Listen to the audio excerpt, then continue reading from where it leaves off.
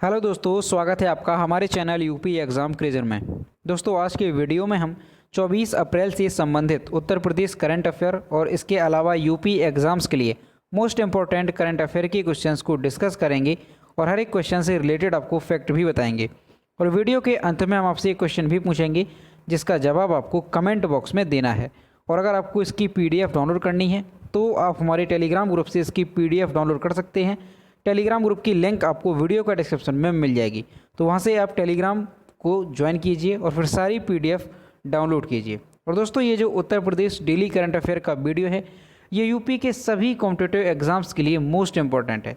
तो अगर आप उत्तर प्रदेश के किसी भी एग्ज़ाम्स की तैयारी कर रहे हैं तो Uttar Pradesh daily current affair का वीडियो रेगुलर ज़रूर देखें। तो चलिए आज का वीडियो शुरू करते हैं। पहला क्वेश्चन है, हाल ही में हर्बल सैनिटाइज़र विकसित किया गया जो एक स्प्रे पर कितने घंटे तक सुरक्षा प्रदान करता है। ऑप्शन नंबर ए है 72 घंटे, बी है 75, सी है 60 और डी है 48 घंटे। इसका जो करेक्ट आंसर है वो है ऑप्शन नंबर ए 72 घंटे। कोरोना वायरस से बचाने में पौधों के अर्क से कारगर हथियार बनाने में कामयाबी मिली है जो हर्बल सैनिटाइज़र के रूप में आपकी रक्षा करेगा। इसे बनाने में सफलता पाई है छत्रपति साहूजी महाराज विश्वविद्यालय के बायोसाइंस एंड बायोटेक्नोलॉजी के निदेशक डॉक्टर शाश्वत कटियार और महात्मा ज्योतिबा फुले विश्वविद्यालय रोहिलखंड से संबद्ध SL इंस्टीट्यूट मुरादाबाद के बायोटेक्नोलॉजी विभाग में assistant professor doctor Saurabh Mishra ने। तो दोस्तों, आपको ध्यान रखना है ये जो हर्बल सैनिटाइज़र है ये किसने विकसित किया है, तो छत्रपति साहूजी महाराज के जो बायोसाइंस एंड बायोटेक्नोलॉजी के निदेशक हैं डॉक्टर शाश्वत कटियार और इसके साथ ही महात्मा ज्योतिबा फुले विश्वविद्यालय रोहिलखंड से जो SL इंस्टीट्यूट मुरादाबाद के बायोटेक्नोलॉजी विभाग के असिस्टेंट प्रोफेसर हैं डॉक्टर सौरभ मिश्रा। तो इन्होंने इस हर्बल सैनिटाइज़र को विकसित किया है। लौंग लेवेंडर 39 फूल देने वाले पौधों में से एक प्रजाति है और नींबू के तेल से बना हर्बल सैनिटाइज़र कपड़ों, बैग, हाथ व सीट कवर को वायरस मुक्त करने में सक्षम होगा। एक बार छिड़काव के बाद 72 घंटे तक वायरस को दूर रखता है। तो दोस्तों, आपको ध्यान रखना है ये जो हर्बल सैनिटाइज़र है ये 72 घंटे तक एक बार स्प्रे करने पर वायरस से दूर रखता है। नागरिक उड्डयन महानिदेशालय ने किस IIT के सहयोग से ड्रोन का उपयोग करके कोविड-19 टीके वितरण की व्यवहार्यता अध्ययन करने के लिए भारतीय चिकित्सा अनुसंधान परिषद को सशर्त छूट दी है। ऑप्शन नंबर ए है IIT रुड़की, बी है IIT कानपुर, सी है IIT खड़गपुर और डी है IIT दिल्ली। इसका जो करेक्ट आंसर है वो है option number B IIT Kanpur. नागरिक उड्डयन मंत्रालय और नागरिक उड्डयन महानिदेशालय ने IIT कानपुर के सहयोग से ड्रोन का उपयोग करके कोविड-19 टीके वितरण की व्यवहार्यता अध्ययन करने के लिए भारतीय चिकित्सा अनुसंधान परिषद को सशर्त छूट दी है। अनुमति में छूट 1 वर्ष की अवधि या अगले आदेश तक के लिए मान्य है। अब दोस्तों, IIT कानपुर के सहयोग से ड्रोन का उपयोग करके अध्ययन करने के लिए छूट दी गई है। तो IIT कानपुर के बारे में जानते हैं। IIT कानपुर की स्थापना कब हुई थी, तो दोस्तों 1959 में। 1959 में IIT कानपुर की स्थापना हुई थी। और जो IIT कानपुर ये संस्थान है इसका ध्येय वाक्य क्या है, तो इसका ध्येय वाक्य है तमसो मां ज्योतिर्गमय। ये भी आपको अच्छे से ध्यान रखना है। और IIT का फुल फॉर्म क्या होता है, तो Indian institute of technology IIT का फुल फॉर्म होता है। अगला क्वेश्चन है, केंद्र सरकार उत्तर प्रदेश को कितने वेंटिलेटर की आपूर्ति करेगा। ऑप्शन नंबर ए है 1500, बी है 1600, सी है 1700 और डी है 1800। इसका जो करेक्ट आंसर है वो है ऑप्शन नंबर सी 1700 वेंटिलेटर। केंद्र सरकार सबसे अधिक मामलों वाले राज्यों को वेंटिलेटर की आपूर्ति करेगी। महाराष्ट्र को 1121, उत्तर प्रदेश को 1700, झारखंड को 1500, गुजरात को 1600, मध्य प्रदेश को 152 और छत्तीसगढ़ को 230 वेंटिलेटर भेजे जाएंगे। केंद्र सरकार ने 2020 में राज्यों को 34,228 वेंटिलेटर दिए थे। तो दोस्तों, ये 2020 में केंद्र सरकार ने सभी राज्यों को मिलाकर के 34,228 वेंटिलेटर दिए थे। और अभी हाल ही में केंद्र सरकार ने घोषणा की है कि जो सबसे अधिक कोरोना के मामले वाले राज्य हैं उनको वेंटिलेटर की आपूर्ति की जाएगी। अब कौन कौन से राज्य हैं तो वो आपने यहाँ पर देखे। अब दोस्तों उत्तर प्रदेश को यहाँ पर 1700 वेंटिलेटर दिए जाएंगे। उत्तर प्रदेश के बारे में कुछ इंपॉर्टेंट क्वेश्चन देखते हैं जो एग्ज़ाम्स में कई बार पूछे जाते हैं। तो दोस्तों उत्तर प्रदेश में जो कुल पशुधन के मामले में है पहला स्थान है। इसके अलावा दुग्ध उत्पादन के मामले में उत्तर प्रदेश पहले स्थान पर है। आम के उत्पादन में उत्तर प्रदेश पहले स्थान पर है और आंवला के उत्पादन में भी उत्तर प्रदेश पहले स्थान पर है। और इसके अलावा अगर उद्योग और परिवहन के क्षेत्र में देखा जाए तो कांच की बालू के मामले में उत्तर प्रदेश का भारत में पहला स्थान है और डाई स्पोर के उत्पादन में उत्तर प्रदेश का पहला स्थान है। और दोस्तों कुल रेल मार्ग अगर देखा जाए तो वो भारत में उत्तर प्रदेश पहले स्थान पर आता है कुल रेल मार्ग की लंबाई के मामले में। और राष्ट्रीय राजमार्ग की अगर कुल लंबाई की बात की जाए तो भी उत्तर प्रदेश पहले स्थान पर आता है। और दोस्तों इसके अलावा अगर उत्तर प्रदेश का देखा जाए कि भारत में पहला स्थान किन किन क्षेत्रों में है तो आपको ध्यान रखना है कि जनसंख्या की दृष्टि में उत्तर प्रदेश पहले स्थान पर है। बैंक शाखाएं उत्तर प्रदेश में सबसे अधिक हैं। और इसके अलावा भारत के जो सभी राज्यों में डाकघर की बात अगर की जाए तो उत्तर प्रदेश में डाकघर सबसे अधिक हैं। और इसके अलावा समाचार पत्र के क्षेत्र में भी उत्तर प्रदेश पहले स्थान पर आता है। और अगर कुल खाद्यान्न के बारे में अगर बात की जाए जो कृषिगत उत्पाद हैं उसके बारे में तो खाद्यान्न के मामले में उत्तर प्रदेश पहले स्थान पर है अगर कुल खाद्यान्न की बात की जाती है। और गेहूं, गन्ना, आलू, मसूर, हल्दी उत्पादन में और मेथा ऑयल जिसे पेपरमेंट कहा जाता है तो इनके उत्पादन में उत्तर प्रदेश पहले स्थान पर आता है। अब दोस्तों उत्तर प्रदेश में लोकसभा सीटों की संख्या कितनी है तो 80 है। राज्यसभा सीटों की संख्या है 31 और विधानसभा सीटों की संख्या कितनी है तो 404 और विधान परिषद की जो सीटों की संख्या है वो है 100। तो ये आपको अच्छे से ध्यान रखना है। और दोस्तों जो उत्तर प्रदेश की राजभाषा है वो क्या है हिंदी और उर्दू। हिंदी को कब घोषित किया गया था तो आपको ध्यान रखना है 1947 में। और जो दूसरी राजभाषा है उर्दू इसे कब घोषित किया गया था तो 1989 में इसे द्वितीय राजभाषा के तौर पर घोषित किया गया था। तो ये आपको अच्छे से ध्यान रखना है। तो दोस्तों ये सारी चीज़ें उत्तर प्रदेश से रिलेटेड आपको अच्छे से ध्यान रखनी है क्योंकि ये लगातार एग्जाम्स में पूछी जाती हैं। अगला क्वेश्चन है निम्नलिखित में से कौन सा खिलाड़ी आईपीएल में 6000 रन बनाने वाला पहला बल्लेबाज बन गया है। ऑप्शन नंबर ए है विराट कोहली, बी है डेविड वार्नर, सी है रोहित शर्मा और डी है महेंद्र सिंह धोनी।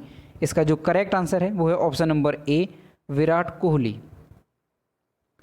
विराट कोहली आईपीएल में 6000 रन बनाने वाला पहले बल्लेबाज बन गए हैं। दूसरे नंबर पर चेन्नई सुपर किंग्स के सुरेश रैना 5448 हैं। दिल्ली कैपिटल्स के ओपन शिखर धवन 5428। तीसरे नंबर पर सनराइजर्स हैदराबाद के कप्तान डेविड वार्नर 5384। चौथे और मुंबई इंडियंस के कप्तान रोहित शर्मा 5368 सबसे अधिक रन बनाने वाली इस लिस्ट में 5वें नंबर पर रहते हैं। तो दोस्तों आपको ध्यान रखना है कि जो विराट कोहली हैं वो आईपीएल में 6000 रन बनाने वाले पहले बल्लेबाज बन गए हैं। अगला क्वेश्चन है 18 वर्ष से अधिक आयु के सभी लोगों के लिए कोविड टीकाकरण के लिए पंजीकरण प्रक्रिया किस तारीख से शुरू होगी। ऑप्शन नंबर ए है 25 अप्रैल, बी है 28 अप्रैल, सी है 30 अप्रैल और डी है 2 मई। इसका जो करेक्ट आंसर है वो है ऑप्शन नंबर बी 28 अप्रैल। कोविड टीकाकरण के लिए 18 वर्ष से अधिक आयु के सभी लोगों के लिए पंजीकरण प्रक्रिया 28 अप्रैल 2021 से शुरू होगी।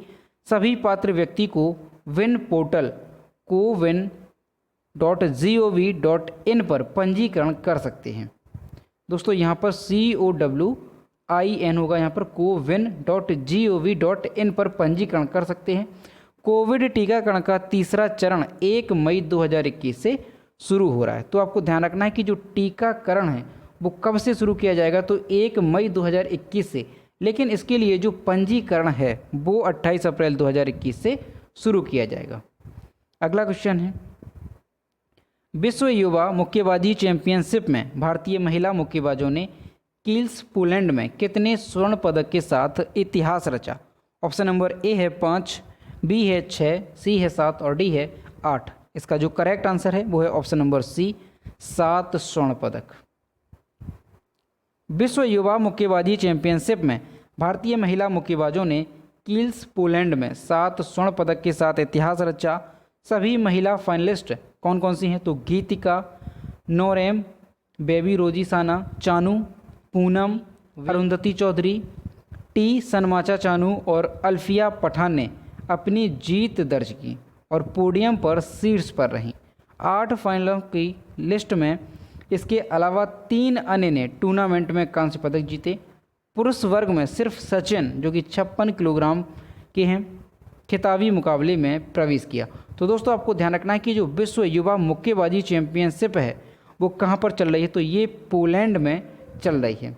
इसमें जो महिला मुक्केबाजी हैं उन्होंने 7 स्वर्ण पदक जीते हैं और इसके अलावा एक पुरुष वर्ग में अगर देखा जाए तो सिर्फ सचिन, जो कि 56 किलोग्राम भार वर्ग में, उन्होंने स्वर्ण पदक जीता है।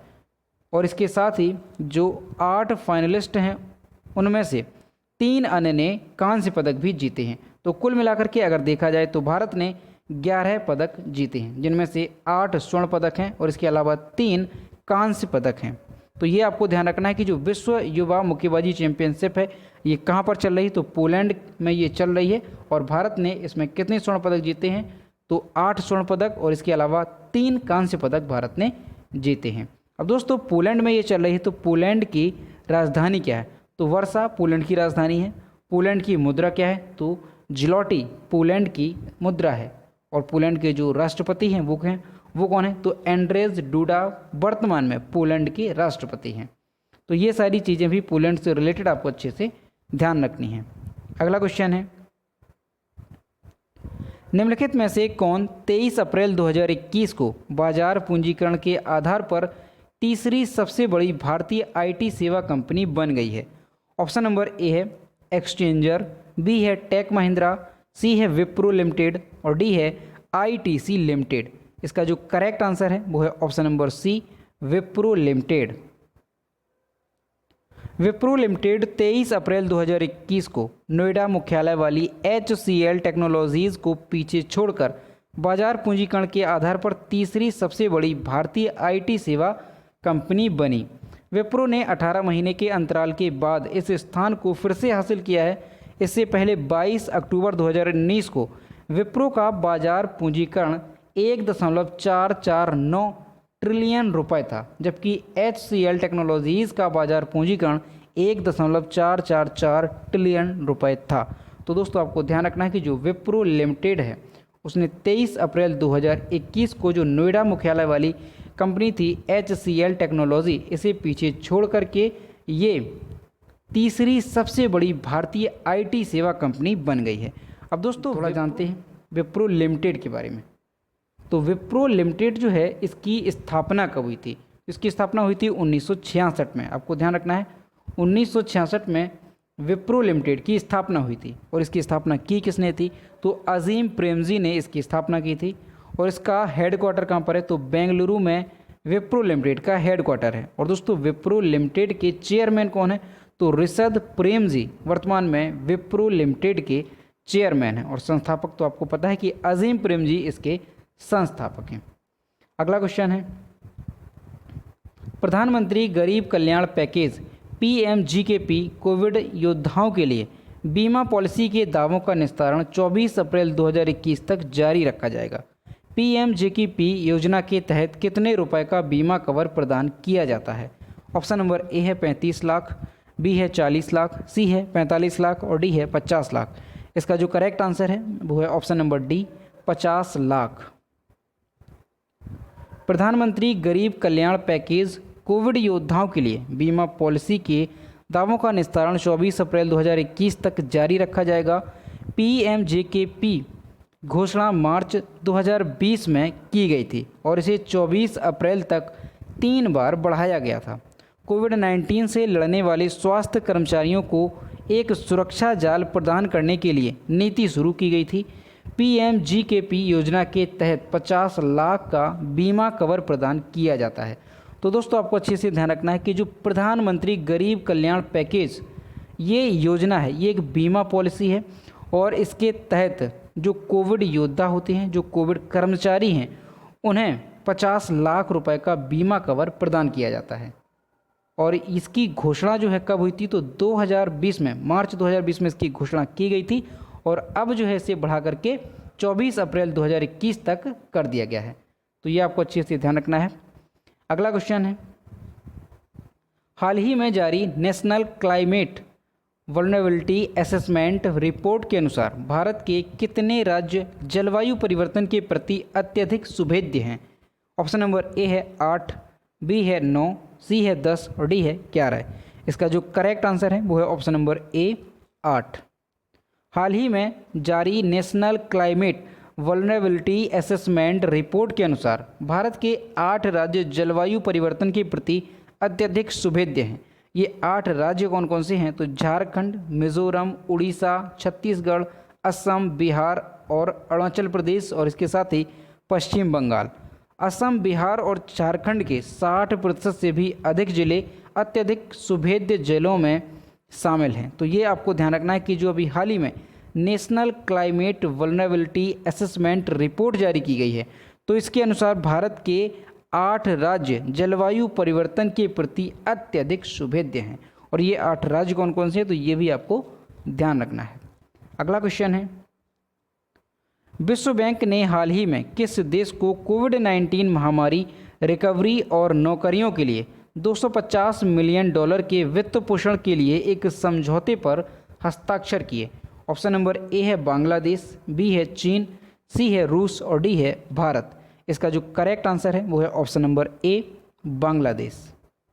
बांग्लादेश सरकार ने विश्व बैंक से $250 मिलियन के वित्त पोषण के लिए एक समझौते पर हस्ताक्षर किए।